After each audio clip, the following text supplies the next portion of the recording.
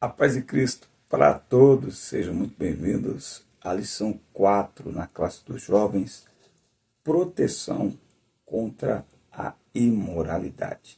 É o título desta aula, com certeza mais uma aula abençoada, mais uma aula especial. Eu sou o presbítero Denis Pereira e semanalmente temos o nosso encontro por aqui. Por isso, se você não estiver inscrito no canal, inscreva-se, nos ajude a chegar a 30 mil inscritos por aqui. Inscreva-se, ative as notificações, dá like no vídeo e deixe aí o seu comentário. O seu comentário é muito importante para nós. E se você quer aprimorar o seu conhecimento e melhorar as suas aulas, se você quer ajudar ainda mais os seus alunos a aprender a preparar uma aula, a planejar, a aplicar uma aula, aprender a dar a mesma aula com técnicas diferentes, com ferramentas diferentes, porque os alunos não aprendem todos da mesma forma. Muitos aprendem só escutando, outros aprendem repetindo aquilo que escutam, outros aprendem discutindo numa roda de conversa, interagindo com o assunto, outros aprendem anotando. Então o professor precisa ensinar de diversas formas para alcançar todos os seus alunos.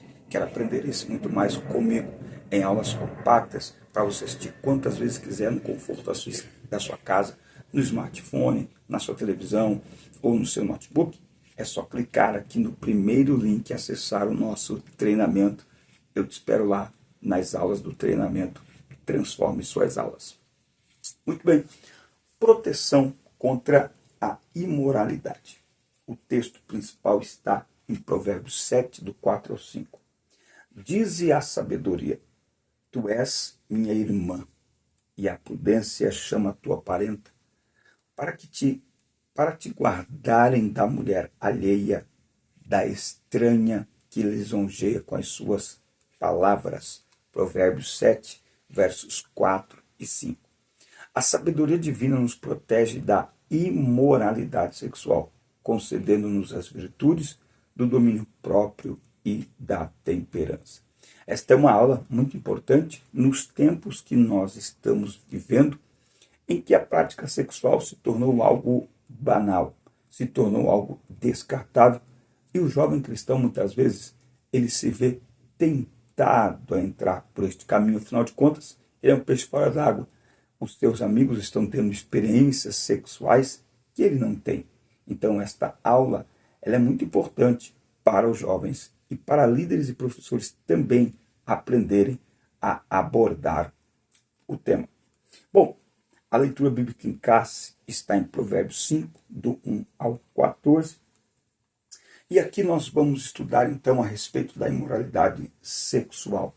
A partir do capítulo 5 de Provérbios, nós vamos ver como é relevante este assunto, porque vivemos em uma sociedade marcada pela sensualidade em tudo quanto é produzido do ponto de vista cultural. Hoje é difícil você escutar, você assistir um programa de televisão, é difícil você assistir uma série de TV, porque a imoralidade sexual, que antes era algo velado, era algo sutil, hoje é escancarado, não é? Aquilo que faziam em oculto, hoje fazem diante das câmeras, ok? Então, é muito importante nós olharmos que quem pratica a moralidade sexual bíblica age com sabedoria, tá? Bom, o primeiro tópico aqui, a advertência contra a imoralidade. Vamos entender aí, compreender este capítulo 5 do livro de Provérbios, que vai tratar sobre esta questão.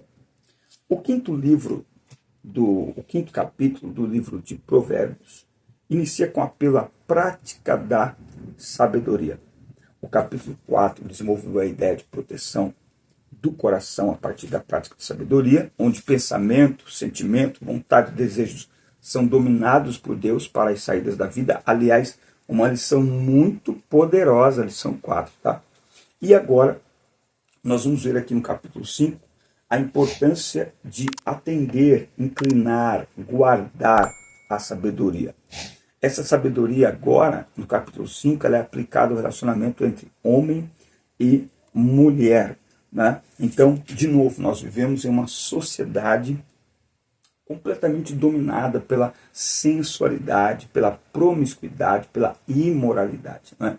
Então, e parece que espertos e sábios são os jovens que se entregam aos seus desejos. Mas nós vimos na lição anterior que a sabedoria nos leva a controlar os nossos desejos. E uma pergunta é: os desejos em si são pecado? Sentir desejo. Quando a gente sente um desejo, já estamos pecando? Sim ou não? Qual a sua opinião? Responde aqui nos comentários. Bom, no final do capítulo 5, o autor sagrado faz um apelo à fidelidade no matrimônio como antídoto contra a imoralidade sexual. Nós precisamos ter um cuidado de não mostrar aos jovens que a sexualidade é algo ruim ou é algo sujo, tá? Deus fez um lugar, um momento e um ambiente para que possamos despertar, desenvolver e praticar a vida sexual, o prazer sexual, e chamou isso de casamento, tá? Bom, a mulher estranha é inevitável encontrar-se com a mulher imoral no caminho da vida, mas não é inevitável cair em sua sedução. Tá? As características da mulher sedutora: os lábios destilam favos de mel, palavras doces, o paladar é mais macio que o azeite. Contudo, embora a sedução da mulher imoral tenha grande poder de atração, esse doce prazer momentâneo dá lugar a um fim amargoso como absinto. Tá? Por quê? Porque esta mulher não tem compromisso com a retidão. Tá? Então veja, a ideia que se traz é de um prazer momentâneo. Tá? E a vida sexual não é para um prazer momentâneo. Ela não começa e nem termina na cama. Tá? Então, essa mulher imoral não tem compromisso com a retidão nem com o conhecimento. E por isso torna-se uma parábola alusiva à vida de moralidade que o jovem não deve e nem precisa trilhar. Ok? Num primeiro momento, esse estilo de vida pode ser atrativo, mas depois ele se revela, na verdade, uma escravidão que leva à morte. Tá? Então, olha só o verso 21 de Provérbios 7. Com seu muito bom discurso, ela o fez render-se, com a lisonja de seus lábios, ela o forçou. E ele logo a segue, como o boi que vai para o matadouro, ou como o tolo para a correção dos estúpidos, até que a flecha lhe atravesse o fígado, como um pássaro que se apressa para o laço e não sabe que é para tomar-lhe a vida. Então veja que chuva, hein? Está escutando barulho de chuva, chuva forte aqui. Veja, num primeiro momento parece algo muito legal, mas acaba produzindo morte emocional, morte espiritual e até morte física também, tá?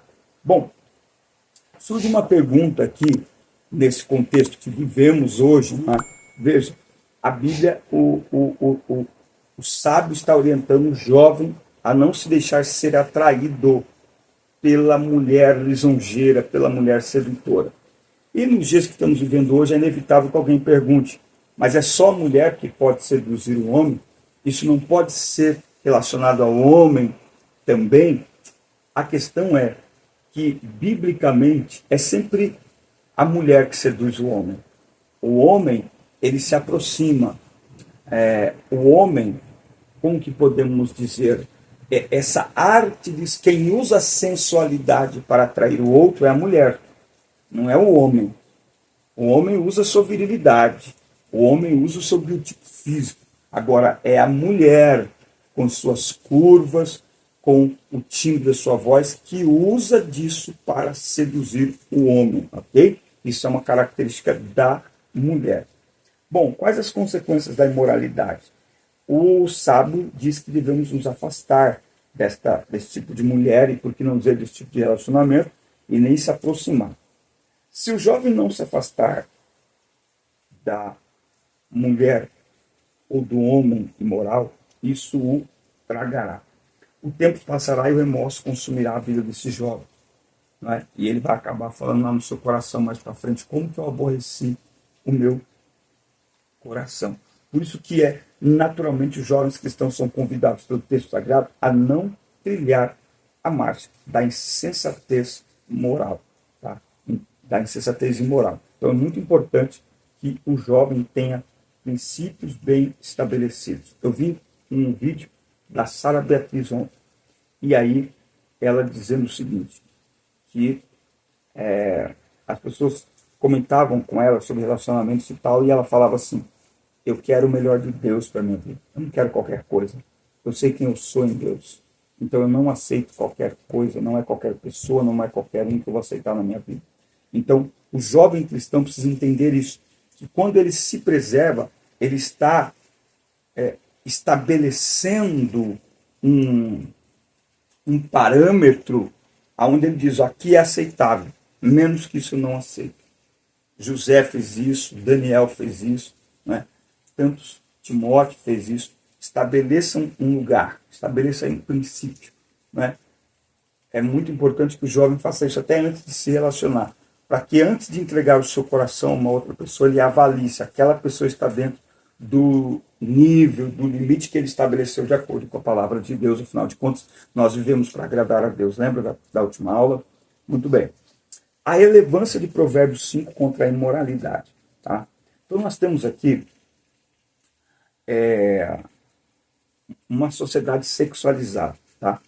A nossa geração é herdeira dos movimentos sociais de contestação sexual, mais especificamente a partir do que foi denominado Protestos de Maio de 1968, em que o movimento de jovens franceses universitários protestou contra os valores do Ocidente na Universidade de Paris. Movimentos parecidos também estavam em andamento na América do Norte e Inglaterra.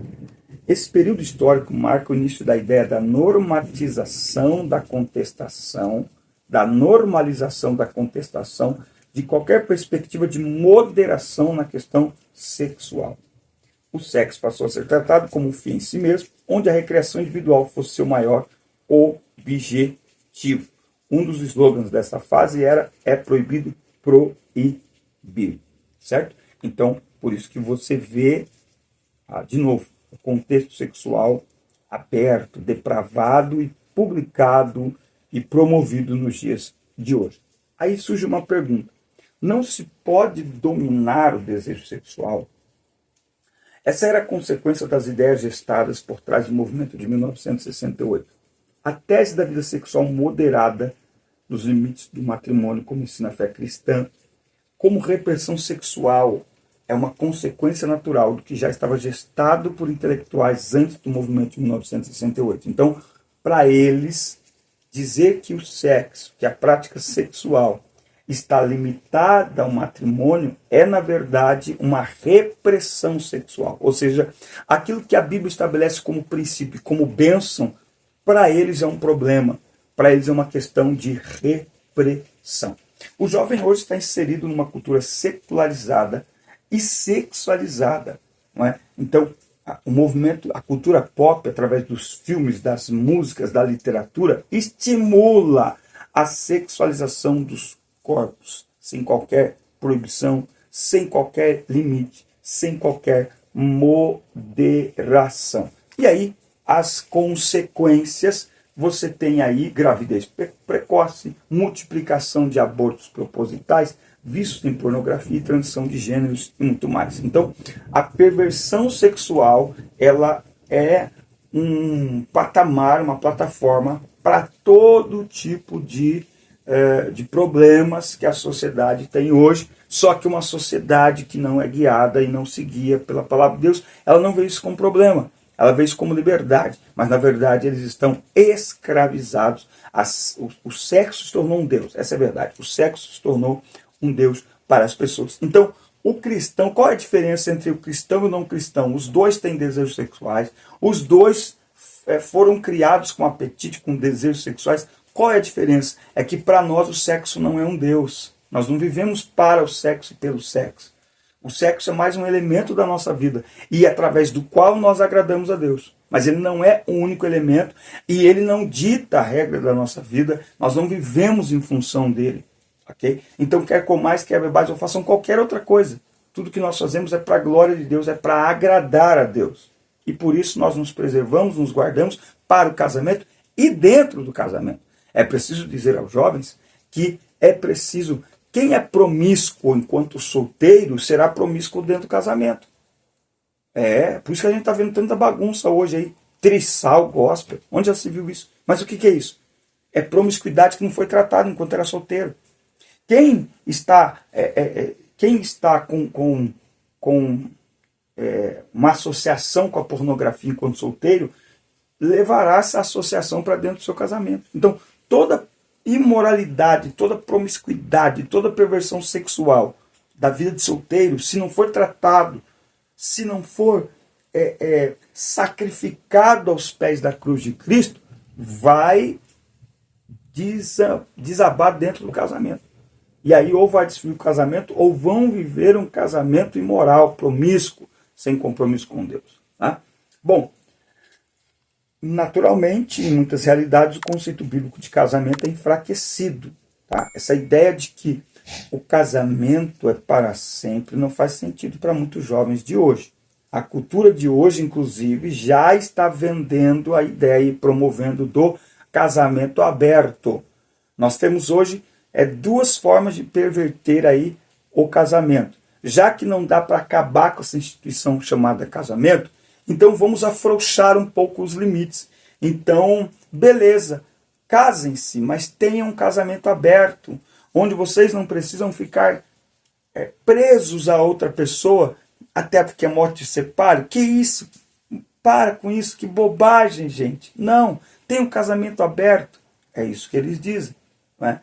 Que pode-se aí casar com uma pessoa e aí de vez em quando, mesmo casado com essa pessoa, vai, passa um tempo com uma outra pessoa, aí volta, porque a pessoa é casada, tem um casamento, eu só fui ali tirar uma casquinha, volta, aí daqui a pouco quem estava aqui sai, passa, sei lá, 10, 15 dias com uma outra pessoa, volta, porque esses dois aqui são casados, né? Aí eles vão fazendo isso, aí de repente, essa pessoa que saiu e ficou 10 dias com uma outra pessoa, ela volta aqui para o casamento e fala assim, nossa, aquela pessoa com quem eu fiquei esses 10 dias, ela é tão legal, posso trazer ela aqui para um jantar? Sim, coisa... Aí quando vê que não está os 3, 4, e vai associando, como algo normal, e não mais por trás das câmeras. Não, hoje tudo é filmado, hoje tudo é colocado na internet. O que é isso? É a promoção. A Bíblia diz em Efésios, capítulo 5, que nós devemos reprovar as obras das trevas. Olha só. E não tenhais comunhão com as obras infrutíferas das trevas, antes reprovai-as. Porque até falar destas coisas que são feitas por eles em secreto é vergonha. Né? Então, nós estamos vivendo este cenário. Eu estava gravando a aula aí do Juvenis, que estava falando sobre o hedonismo, né? Que é a vida pelo prazer, o prazer pelo prazer a qualquer custo, a qualquer preço, independente dos meios que se chegue a ele. E eu falando que eu assisti uma série do Príncipe Harry e a Meghan Markle para entender, né, o que aconteceu. E aí ele simplesmente não, né? Ele abre mão da realeza para viver um grande amor, para cuidar da família, para manter a esposa e os filhos longe dos holofotes da imprensa britânica, para proteger, né? E aí eu assistindo aquilo, e eu comecei a pensar, talvez nós estejamos diante de um dos últimos exemplos mundiais de um homem assumindo um lugar de homem e se deslocando e mudando completamente a sua vida para cuidar de sua família. E assim, um príncipe, que abriu mão de tudo para cuidar de sua família. Tá? E aqui eu não estou fazendo juízo de valor, ok? Mas isso é um fato. Ele abriu mão de tudo, da realeza, dos palácios, de tudo. Ele teve que começar do zero. Ele abriu mão de tudo para cuidar de sua família. Então, quando a gente olha, e isso vai contra o que o mundo está pregando, isso não encaixa muito. Você pode ver que os movimentos sociais, mesmo a Meghan sendo uma feminista, mas os movimentos sociais não celebram ela, e nem o casal, porque isso vai contra o que a cultura de hoje está ensinando. A cultura de hoje não ensina a mulher a ter filhos. A cultura de hoje não ensina a mulher a cuidar, a ter um marido e a honrar esse marido. Né? A cultura de hoje, ela não quer ver um homem que cuida da mulher. Ela não quer ver um homem cuidando dos filhos. Ela quer destruir a figura masculina e tem feito isso de muitas maneiras. Então, sempre que surge uma celebridade que tem um formato de família que está ligado ao patriarcado, mesmo que tenha outros pensamentos e outras posições geopolíticas, mas a imagem que eles passam vai contra o que os movimentos sociais tanto ensinam nos dias de hoje. Eu estive dando uma olhada nesses dias por conta desse escândalo que está acontecendo aí nos Estados Unidos e percebendo que grandes celebridades do meio, grandes celebridades que os movimentos sociais deveriam celebrar essas celebridades, eles não celebram. Por quê? Porque, embora para esses movimentos sociais sejam de minoria, mas são pessoas casadas, têm família, têm casa, têm filhos, leva para a escola, faz o jantar. E esse não é o ideal para o mundo de hoje. Para o mundo de hoje, é essa coisa bagunçada, sem limite, sem regra. Ninguém é de ninguém, vamos pegar todo mundo. E é por isso que o mundo está essa bagunça. Cada vez mais abandono parental, cada vez mais aborto acontecendo. E o pior, tudo isso sendo promovido. Né?